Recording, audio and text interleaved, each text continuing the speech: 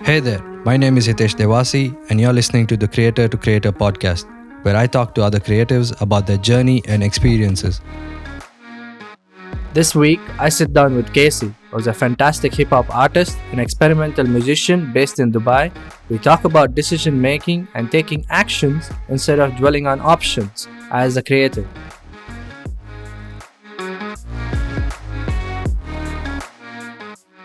Thank you for coming on the podcast. Thank you for having me.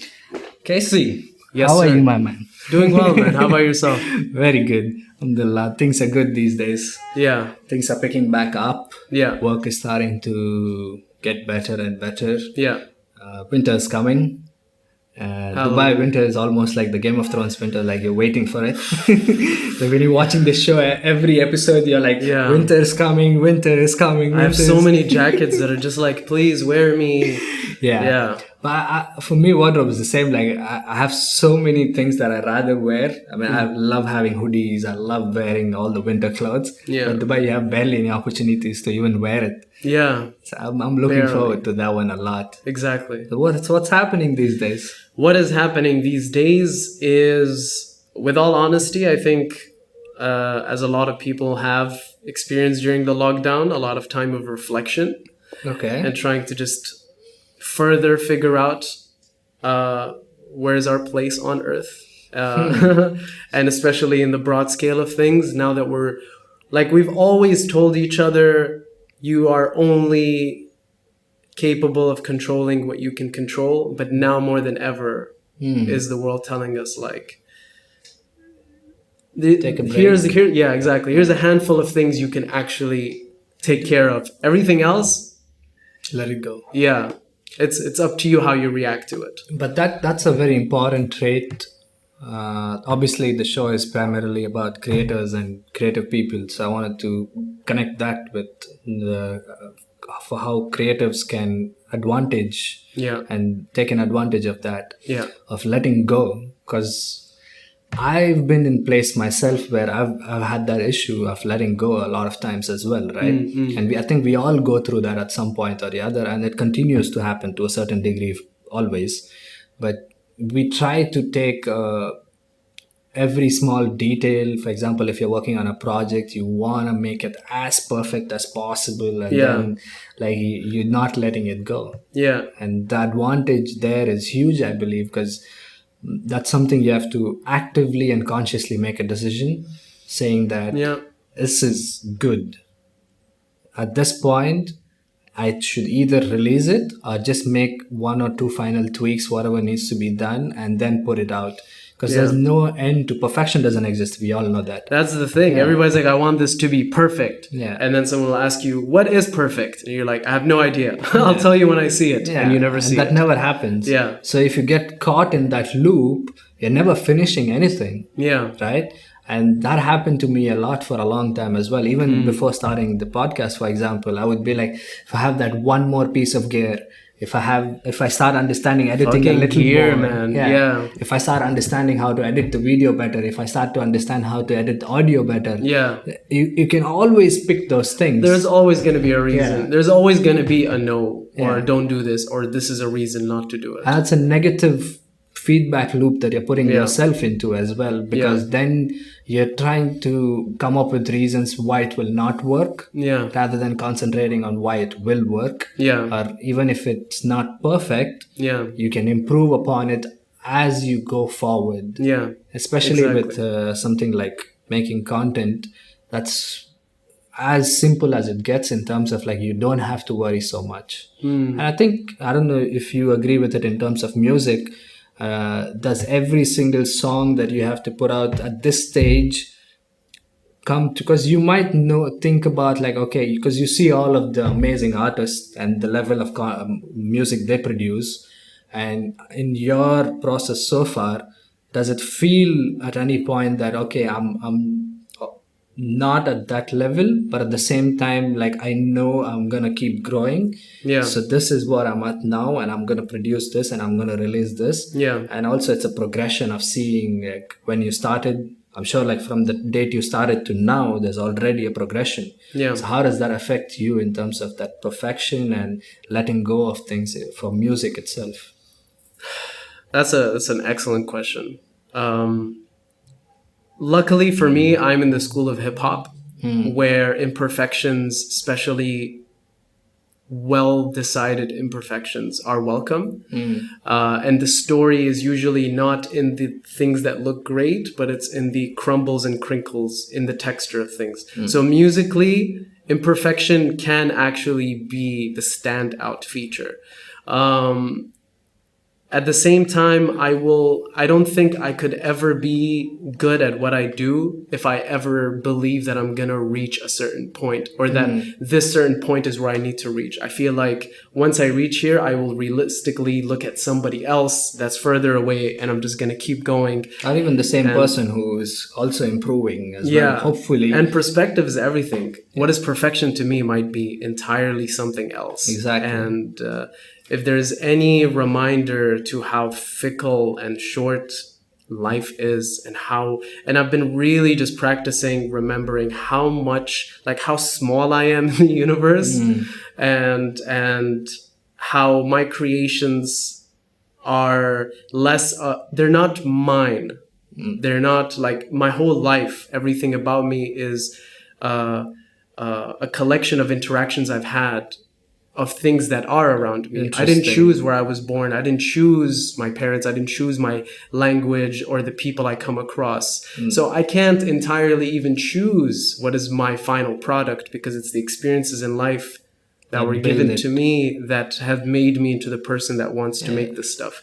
So there are no absolutes. I can't live in a world where there's Before, if you asked me this question 2 years ago, I'd be like, oh, I'd have a reference, and but that can't exist, especially if you want to create something from scratch. Especially when there's no. I do look up to a lot of people, but I still want to make things that perhaps either haven't been made yet or haven't been tried in a certain way. But that's another thing, isn't it? Like you mentioned, like imperfections can be the thing that makes you stand out. 1,000%. And that's with everything. I think as your own experiences shape you is what you're putting out. And a lot of times people get into a habit of looking up to someone and trying to almost copy that person because they want the same success. But they forget that that person went through a certain experience, and that's what made them release that or make whatever they're making. Whereas you went through a completely different life. If in hip hop in general, for example, if you want to make it like the American hip hop artists, especially the ones who started it, they came out of it because it was the life around them, of course, and it was struggles and all of those things. Whereas if you would say similar lyrics or similar lines, it would not affect in the same way. We can all look up to Jay-Z, but there's no way that some kid born in the 90s in Dubai is gonna have an experience of life and career. But I think that's another thing artists in general fall in a trap of, because our heroes can be something that we want to be. Like you want to be like your hero or your inspiration. And it's important to always come back to knowing that that's not who I am. I can take inspiration from that. Exactly. But that's not who I am. And you have to separate the art and the person from that person, the identity of that person. Because if you try to emulate and simulate that person, it's not going to work. It stops becoming my experience. And that, like you said, in your own art form, it will never translate afterwards. And afterwards, you're practically copying them. You might as well make a cover of that track. And call myself KZ. KZ. But that's a very interesting point. And you also mentioned, like, you have been thinking about how much of you play a role in this universe world. What started that thought process for you? Because you also mentioned that's not something you would have said 2 years ago. So what happened over the span of 2 years? So this whole idea of who I am and where I am has always existed in my life. But what happened in the last 2 years is that I realized that the person who is KC, who makes music, is still the same person who is not making music. And for some reason, I saw music as a very separate thing from the rest of my life. You compartmentalized it. Yeah, I don't know why. I think I know why, but it didn't. After a while, I realized it wasn't really making sense. And I think it either boils down to culture, or it boils down to maybe me not seeing, like, there are people that I look up to, but I haven't seen anyone that is where I'm from, or that looks like me, or sounds like me, or comes from my background or culture, or whatever, that is doing what I aspire to achieve. And so I don't see myself in the shoes of the people I look up to. And so I think that's where the separation came from. So I've always wondered, who am I? What do I do? I'm sure as we all do, right? But for some reason, I never meshed that with music. And with music, I always told myself I want to be unique, but at the same time, I was blatantly taking permission, so to say, of what is allowed, what is not allowed. Whereas in my real life outside of music, there's very rarely times where I would abide by the guidelines. Not to say that I'm some crazy rebel. No, I'm not some whatever, but like I recognize the difference between what is essential to actually follow through, and what is actually just made up because of a series of events that have happened. But was there a particular thing that happened, or a series of things that happened, that started giving you not the ability, but the consciousness of connecting everything together? What changed at that point? I think seeing real life examples of artists that were just much more vulnerable, not just in their art, but in who they are. Seeing that in real life, seeing that, hey, that person on stage is feeling the same things. They're the same thing. Yeah. And they're the same person off stage. And for some reason, I don't know why in my head those two were separate. But yeah, I think that was the point, is when I was able to see more real life examples of meeting people on and off stage and seeing that. That's a very interesting thing also, because I think for a long time we sort of saw everybody on the stage of whatever stage it is, music, movies, whatever it is, because it's showing a particular character of them, whereas it would be completely different off stage. 1,000%, right? Yeah. So I think it starts to become engrossed in your own subconsciousness growing up, especially, I imagine. And then, because I went through something very similar, I would imagine, in terms of like you mentioned, everybody thinks of like who I am, what is my role, and things like that as well. But at the same time, I told you a little story earlier of why I started photography. So that was my way of connecting why I wanted to do something and what my identity is. And it's not particularly just one thing of photography, but there's a lot of other things of all of these conversations that I have with people, how they shape me, and how something that's completely unrelated to photography or filmmaking can shape my perspective on something that can come back and somehow connect some dots here and there, and it will shape a new idea or a new concept for me, which could be from before I would have never thought, but I've lived my entire life with that. Culture wise is a huge thing. Like I would always have that in my mind, in terms of like I'm from, like I told you, Rajasthan, where I don't have roots there, and I didn't grow up there.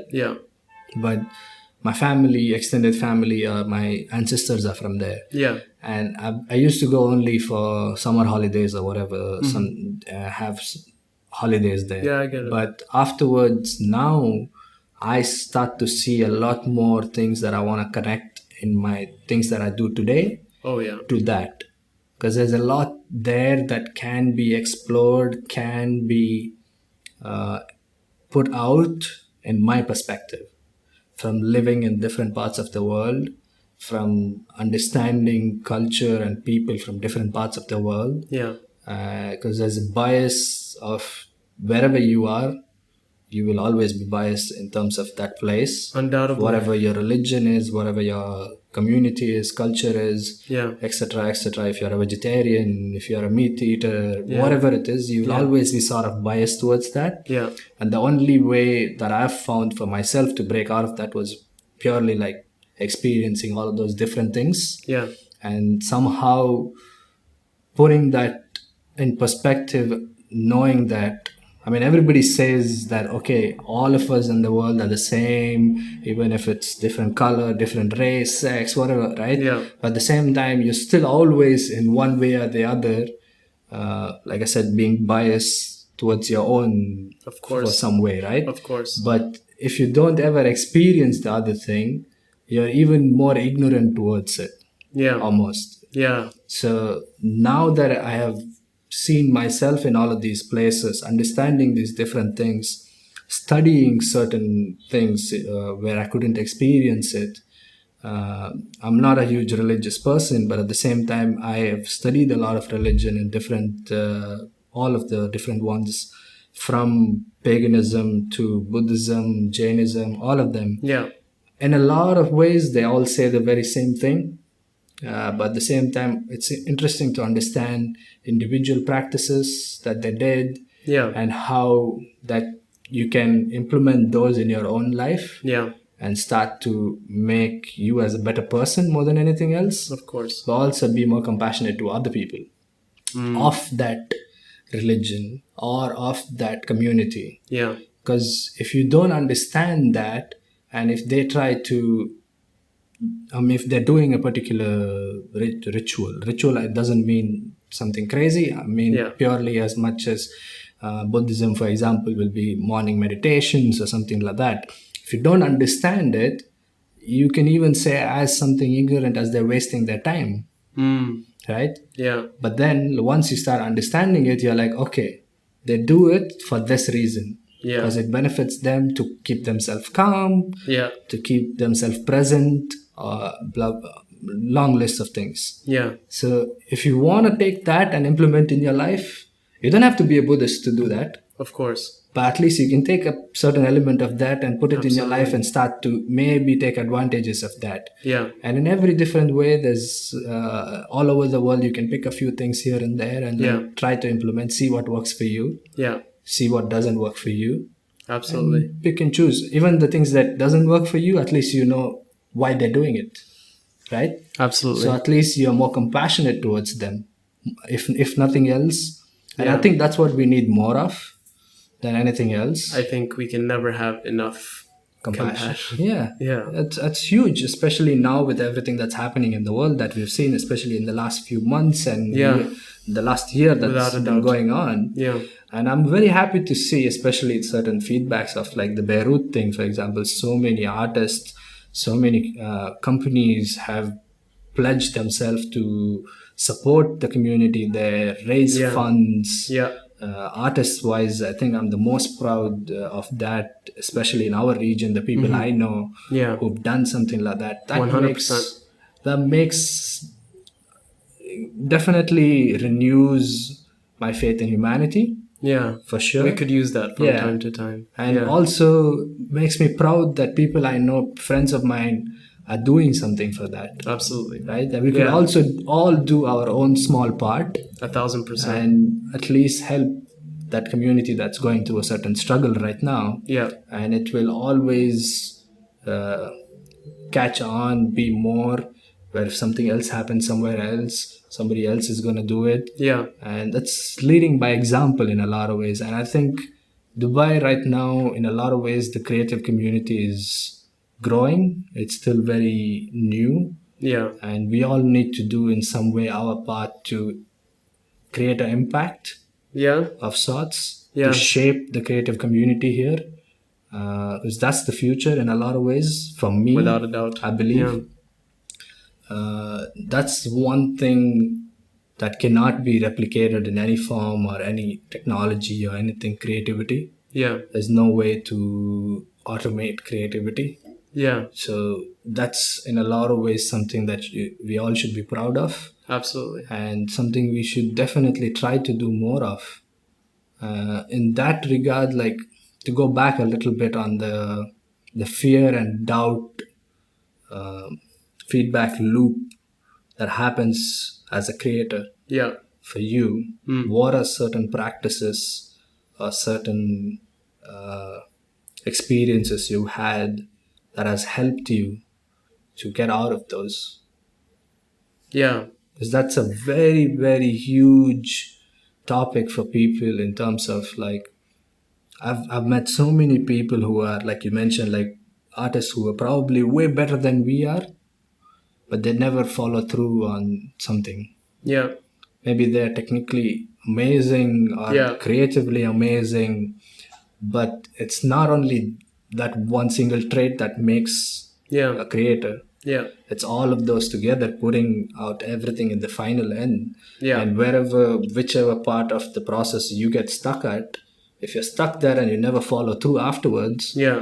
What's the point? yeah, what's the point? You might Yeah. be the best at producing tracks, but if you never follow through and complete the whole thing, 1,000%. well, what's the point? Yeah. Right. So, what has been some things that you have used, something that can be helpful for other people that you think? Sure. In short, the best work that you will make is the one that people get to see or hear.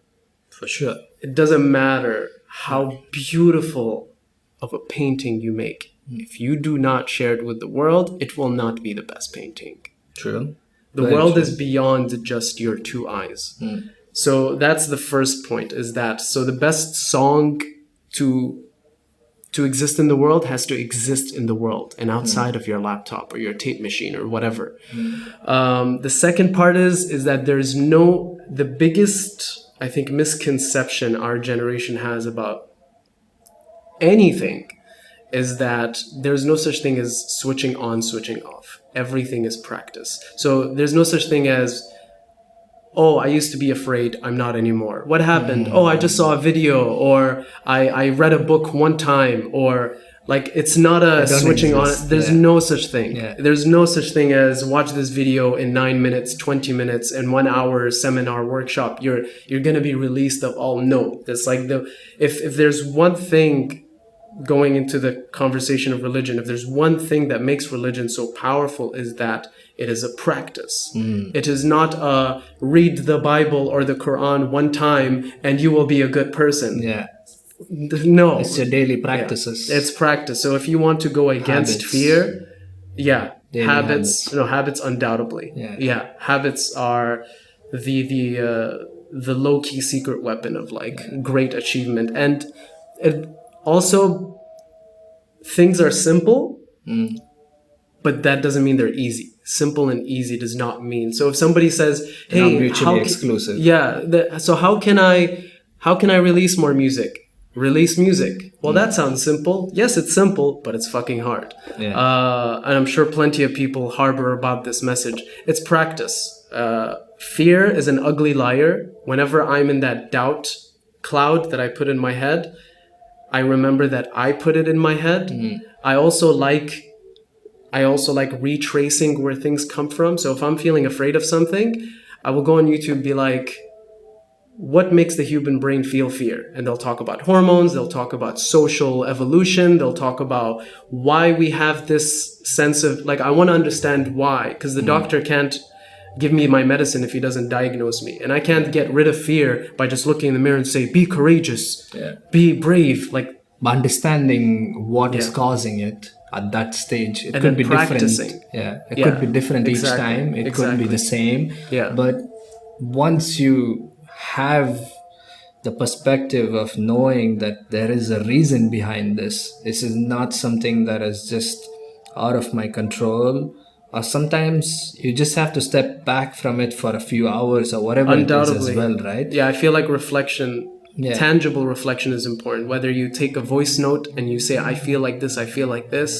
or you take a video, or you write down in journal, however it may To be. yourself, but how much of it is also very beneficial for you if you've practiced it to tell people, to tell someone who's Yeah. close to you, Yeah. friend, partner, whoever it is, Yeah.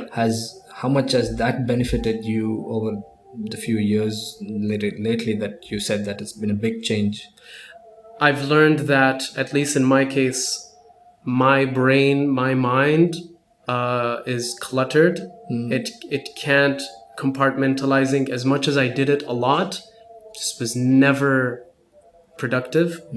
And I never, and it's not it's not like an aha experience that happens in the same moment. I don't believe that exists. It might exist for like 0.001% of people. But when I sit down and perhaps write something on my journal, I don't look back at it at least for another 2-3 days and try to talk to that person as if they're somebody else. One thing that I've been doing a lot recently in the last couple of years is talking to my younger self. Now, this is me getting very vulnerable. I've never spoken about this publicly. Okay. But I talk about this with my close loved ones, is that I see myself as a child. And that the only difference between me at 17 and me at 18 is that before 18, it was my parents who were in charge of putting me together. After that, I'm still raising myself. I'm not done growing. So it means I still have to raise myself. And from time to time when I meditate or I have some time alone, I sit down and I internalize me as I am right now, talking to my 6-year-old, 7-year-old self, and somehow try to get his enthusiasm and remember that just because I'm 26 doesn't mean I wasn't that 7-year-old kid. I'm that 7-year-old kid. I'm that 13-year-old kid. I'm all the people I used to be. And so if he had that enthusiasm, why can't I right now? And I feel like if he looked at me and he's like, you're afraid of that? That sounds like a really silly thing to be afraid about. And I'll be like, shit, you're right. And sometimes I might be afraid of something because he experienced it. But because it hasn't happened so recently, I can't remember it. So I sit down with him, 8-year-old me, and I'm just like, self-reflection aspect. Is this something that you do regularly? If so, like, is there a thing that you keep structure of, like, I want to do it once a week, once a month, or is it when something happens that you want to do it? The reason I ask is I identify with that, and the few instances that I actively make sure to do it is I'm not big on, like, for example, 31st of December, New Year. It doesn't make a big difference to me. But it's, again, a good excuse to reflect back on the year. 1,000%. Birthday, very similar thing. After a certain point, you're not changing a lot from that 24 to 25 or whatever it is, like when you're changing your years, you're not changing a lot as a person. You're growing throughout the year. It's not like that one day it's a new level unlocked. It's like do not shut down computer, still updating. You're not like, it's not like, okay, on this birth date or whatever that day is, you're unlocking a new level of achievement. Absolutely. So, I definitely felt that around 19 or 20. I'm like, oh, I'm 20 now. Still the same person. Still the same I was yesterday when I slept, and the same when I woke up. Same PJ, same underwear, same teeth, got a brush. But like the few occasions, like you mentioned, like that's one, like I said, those are some of the times that I definitely try to sit and reflect. But also when I'm maybe going through something that I have a creative block of sorts, then I will sit back and do the reflection. We spoke earlier off air about when during Corona started, that happened to me. I had to take a break from social media, all the online platforms, and I had to sit back and reflect and just self-analyze in terms of what I did and what I need to change to go further from where I was. There's definitely times like that happens. For me, it's been usually through these reasons. But for you, what's been certain triggers of sorts that made you more, and that continues to make you more reasons to sit down and realize about these things? That's a great question. A lot of great questions, by the way. Shout out to you. This is awesome. Thank you. I'm a very curious person by nature, so I give that to you, man. And a lot of the times, like, all of these questions are something that I normally think about. And this is just another excuse for me to ask people and get their perspective on. But like you said, like, whatever you have, your own world, your own laptop is not the end all be all. Yeah. Only when you put it out is Yeah. when you get the feedback and you start understanding, and then you can pick and choose what you want after that as Yeah. well. Yeah. Exactly. Word So- for word. Yeah. You said it perfectly. What my trigger point mainly is two things. Life is too short to feel bad, and about anything ever. And I don't like feeling bad. I'm also like just selfish in that way. I'm here for such a short amount of time.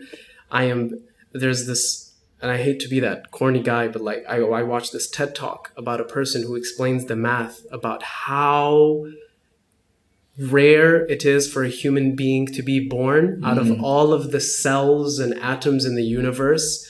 The likelihood of you being a human is so small. Yeah. And as of now, we are the only ones that know how, we're the only ones that feel things, see things, talk things the way we do, whereas everything else is not on autopilot. There are different organisms that are still talking to each other and experiencing similar things. But we're the only creatures that find solace in both cold water and hot water without any reasonable explanation. We like going to the beach even though it's not our natural habitat. Like, humans are really cool, and this is probably the only time this collection of cells and atoms are going to have the chance to do that. So why spend a second being miserable throughout that journey? People take being human or just being Homo sapien for granted. That's one thing. Not people, me too. I'm practicing just reflecting on how fortunate I am to be where I am. But also, besides being alive, being in the era that I am in, the location that I am in, the people that I'm surrounded with, I am extremely fortunate and grateful. And I think practicing gratitude can never be said enough, just as it is practicing compassion. So the trigger point is, I don't feel so good about myself, or I don't feel good with myself. And then I start the whole process of like sitting down with little me or even bigger me. I feel like, what would 50-year-old Ahmed say? Like, hey, listen, I have a family now. I have homes or mortgages or debt or whatever life may take me. I might not even see 50. I may not even see 30. I may not, like, God forbid. But, you know, what would these guys say? You know, what would my ancestors say? They've been through God knows what. And for me to just be like, what if that person doesn't like this part of the song or this part of who I enjoy to be? Something so trivial. At that point. It's not trivial, At but that point, before even releasing it. Yeah, you also have to say your feelings are valid, because a lot of people go like, "Ugh, I'm so stupid," or "Ugh, I'm focusing on the wrong things," and then they immediately start putting a negative perspective on how they see themselves. So also being kind to yourself. I think this current generation that's coming after us is definitely taking that a whole lot better. I feel like our generation was still in that gray area where being vulnerable was a very taboo almost thing to talk about. It's like, you're weak. Exactly. And but now the new generation is like, fuck it, I'm hurt. I'm like, some of the hottest rappers, it doesn't matter how much extravagant lives it looks like they're leading, the topic of the music is still very emotional and honest and almost depressing. Future, Lil Uzi Vert, Extentacion, NF. Exactly. Very difficult conversations are being made in your earphones, but in such a powerful and energetic way that like Eminem was a breath of fresh air for us growing up, because he was so honest. Before then, everybody had to act tough. Nobody could be weak at all. Yeah, I think the NF for me has lately been somebody I've discovered him very recently. And he's a universe of things. Maybe I think like 9 months ago, something like that. All right. Less than a year for sure. Yeah. And like his music, his lyrics are something that has been so like you said, breath of fresh air. Yeah. Because he is so okay being that vulnerable and explaining those things in his songs and his tracks. And even with being vulnerable, you feel stronger. Yeah. And Sorry, you were saying. understanding and knowing that someone who is at that place, who has all of this success that a person would say that they would want, Yeah. and still feel like that, Yeah. right? Because a lot of times when we are in a place where you don't have those things, you start to believe that once you have those, Yeah. you will not feel that way. Mm. Whereas that's not true. Yeah. That's completely not true. Yeah. Success definitely doesn't equate like financial success, whatever you want to define it as, whatever your version of success is, Yeah. doesn't equate to happiness. Yeah. That's completely something that is not related to it, but at the same time could be, in terms of if that's what is holding you back for some things. But if it's something else that is making you unhappy, do not try to put that on that particular topic, whatever it is. Yeah. Right? Yeah. As we go through a lot, and I've been in that position myself as well. Like you're like, if I have that, I'm gonna be okay.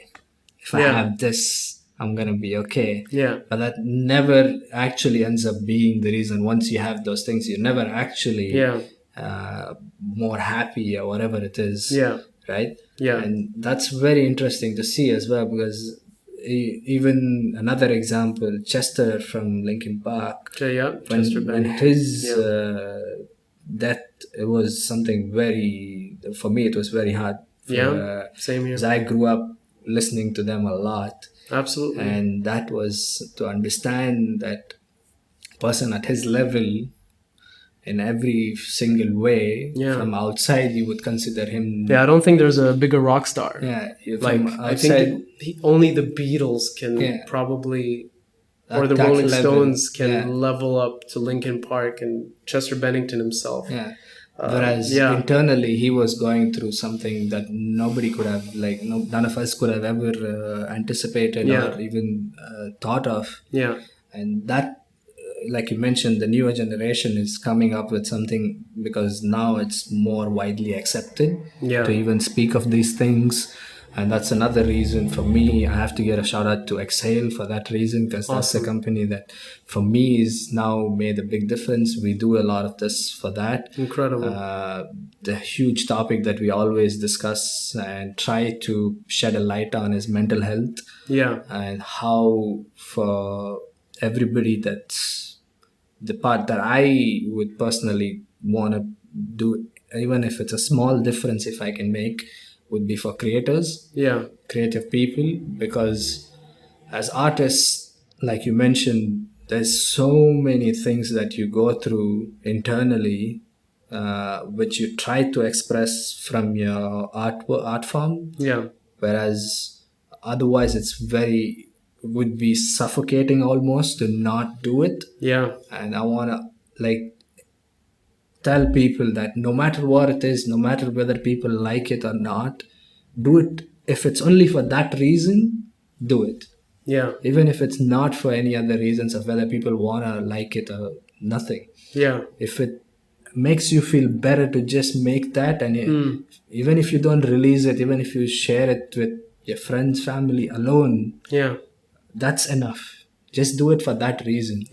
Don't keep it inside you. And if that's the way you're expressing and venting out a lot of times, then do it alone, And the other aspect that I wanted to talk about is, like, for me, from the people I've seen, you are one of the few performers who on stage has a very brilliant presence. Thank you so of much. Understanding that multiple reasons or points there. Like, one, you're there as an entertainer for whoever is there.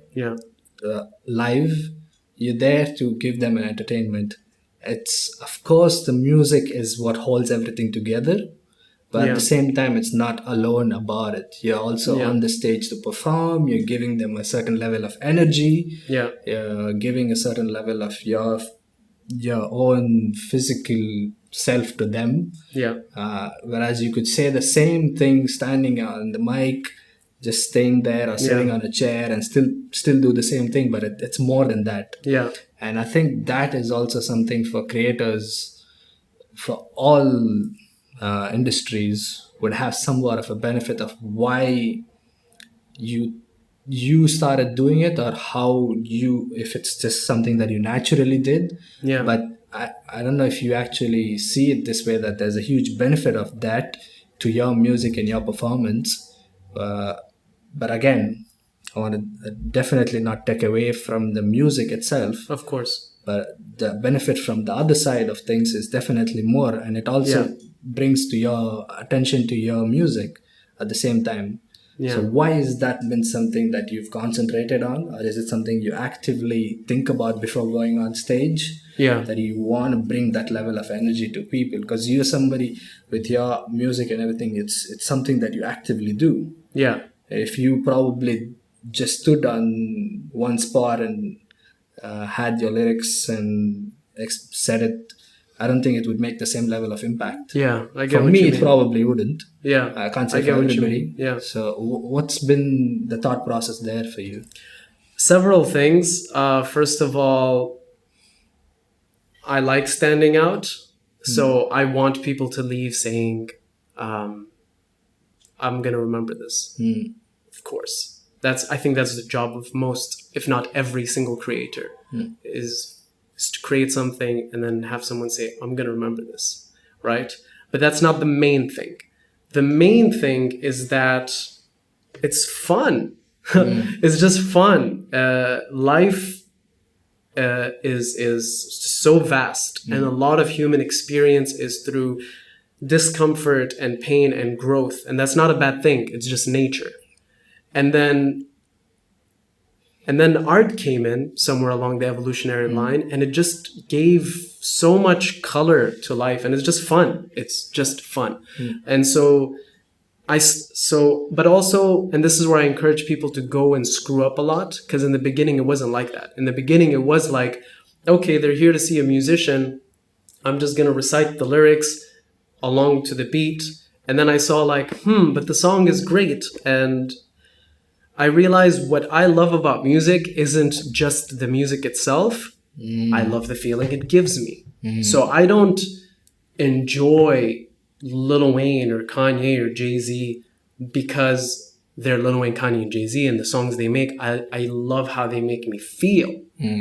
So in that example, I don't want people to just like the song. I want them to feel how I feel when I hear the song or when I made the song. So it's like, I don't care how I get there. I want you to feel. So it stopped becoming, for example, I stopped writing with an arrangement. I stopped writing intro, verse, chorus, verse, bridge. That stopped. It's just like, how do I want them to feel? And then I work backwards. And that's why a movie like Memento is amazing, where it just like, it works backwards. It tells you how to feel by working backwards. And so for me, it's like, I want them to feel adrenaline. And so how can I have an abrupt ending that just makes them go like, whew, but then how can I reach that? Right? And so sometimes the end goal is there. And sometimes I can write incredible lyrics. Maybe it'll be like dexterity, clarity, hitting the charity bear. And I'm just like, but this makes me feel nothing. Like, yeah, I'm rapping dope. There's so many great rappers, so many great lyricists, but I just don't feel anything. And I've seen a lot of people that make beautiful, impactful music, and then they get up on stage and it's just about the music. But the whole reason people like their music is because it made them feel something.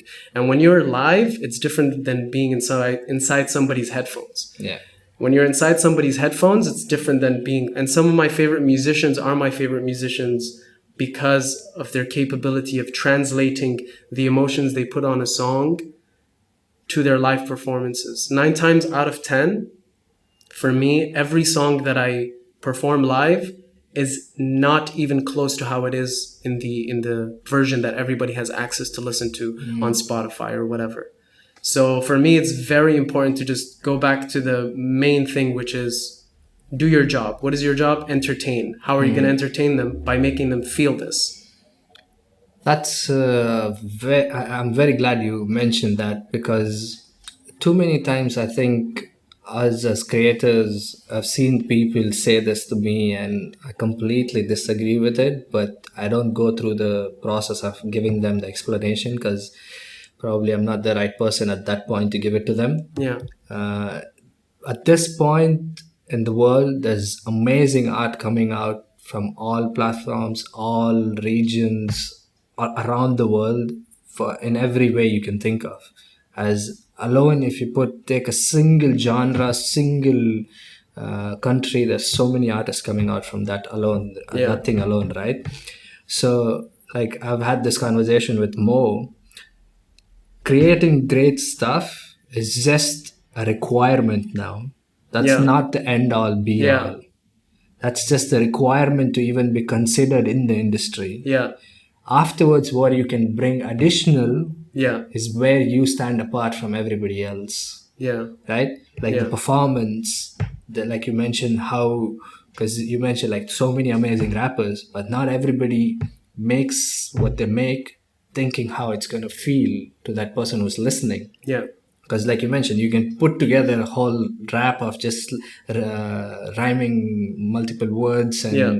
but if it doesn't translate into making someone feel a certain way, Yeah. there's no point. Yeah. So like that's something that I've had a pretty something that I've always thought about, because for me, I've seen a lot of people perform live, and being on the backside of a camera when I'm recording them or when I'm taking pictures Yeah. of them, I always see the difference, how it makes me feel.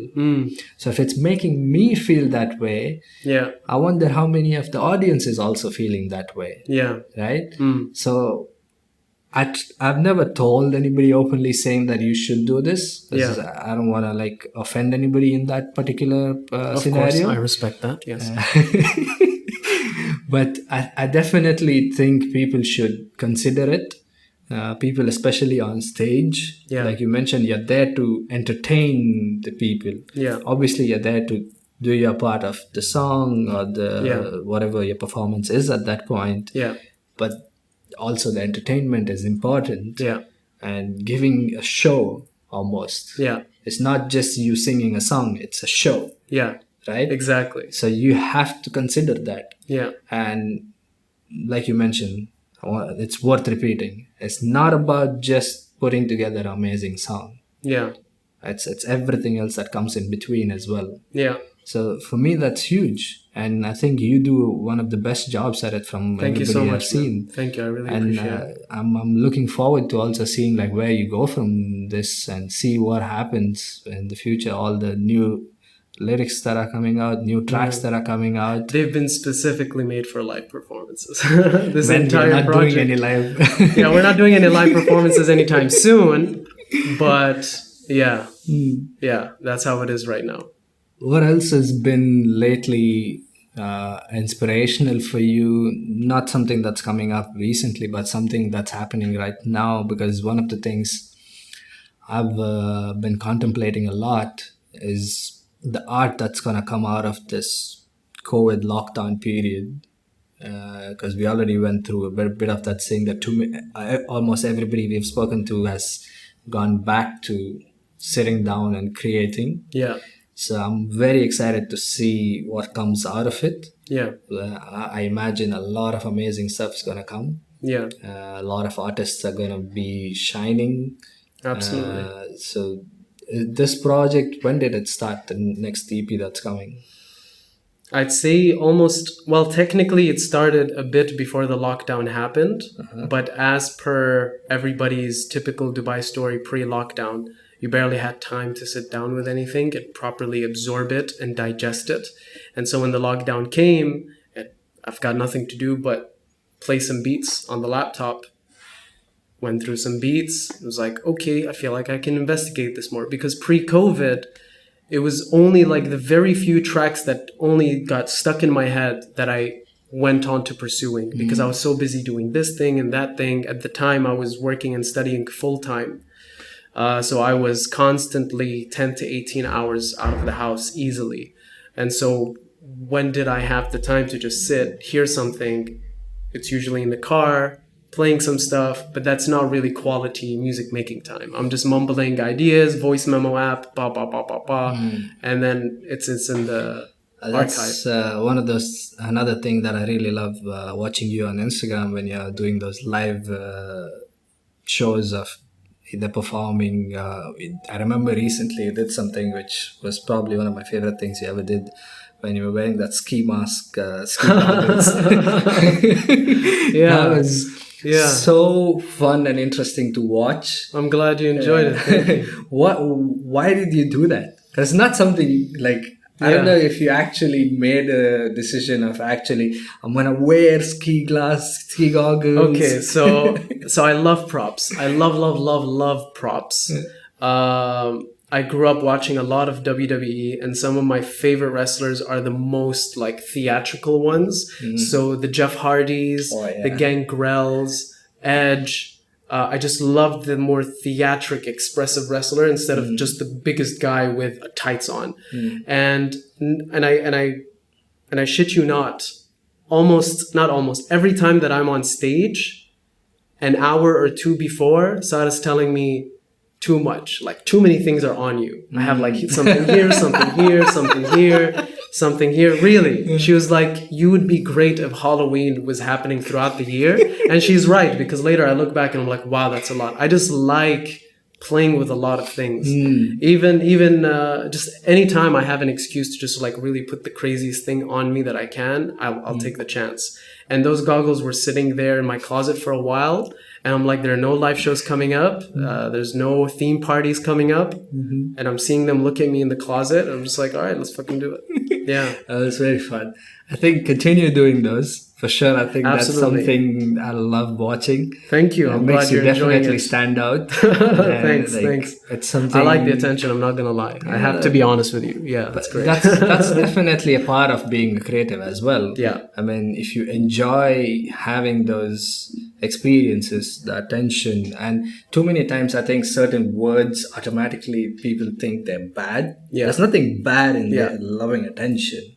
Yeah. But here's you're absolutely right. Yeah. So there's a difference between I like the attention and attention drives me. Attention doesn't drive me. I've been making music for years and releasing it for years. I've been fortunate enough and lucky enough that my pursuits, along with the help of a lot of awesome people through the years, has given me a bit of a larger platform and larger visibility. But I've always loved making music. I've always loved performing. I've done it for years for free as I was learning and getting the hang of it.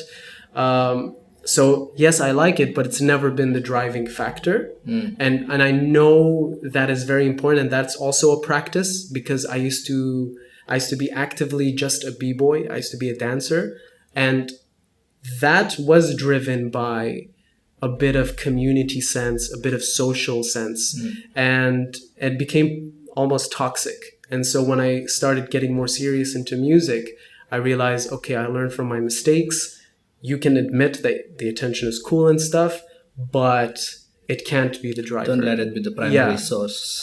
Undoubtedly. And I'm not just saying the attention of like people saying I enjoyed that. No, I equally enjoy the attention of someone going in the comments saying your lyrics are lame, or you sound like a dying cat, and I've had these comments and I enjoy that just as much. I like getting into people's heads. I like, whether it's a positive or negative experience, the fact that I made you think and form an opinion is an achievement for me.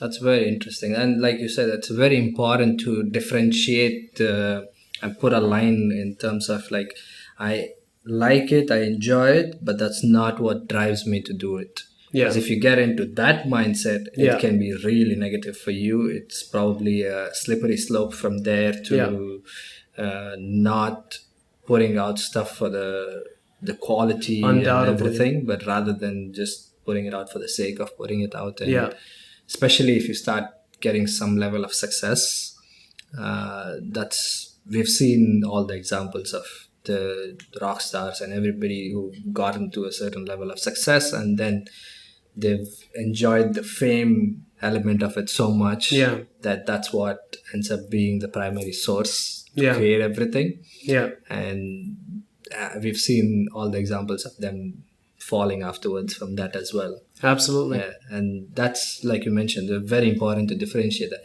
Something I want to go back to a little bit, which we brushed past completely, Sure. is like you mentioned. I don't remember the exact words you said, but it was something in the lines of, "You're here for such a short time. You might as well make the best of it. Yeah. Do the absolute best. Live the happiest life. Everything." So I can't help but say that you want to live life with a sense of urgency. Yeah. In terms of like you want to do as many things as possible. I completely identify with that, and I've had many people tell me that you do too much, or you whatever the words may be, in terms of like, why do you do it? Why are you doing so much? Okay, Right? no offense, but what are those people doing? Exactly. Exactly. Yeah. But that's why, like, I want to get into a little bit, because Yeah. not that element of why and what people say, that makes no Yeah. difference to me, that makes no difference to you. I know that completely. It's not for them. It's Yeah. the other part of saying living life with urgency. Yeah. And there is definitely a benefit of that, in terms of like, I don't need any other motivation to get out of bed. Mm. Motivation of creating and living my life and just doing what I do is enough for me to get out of bed. Yeah. I rarely ever have sleep-ins, Yeah. for example, purely because I'm excited to go out and do what I'm gonna do that day. Yeah.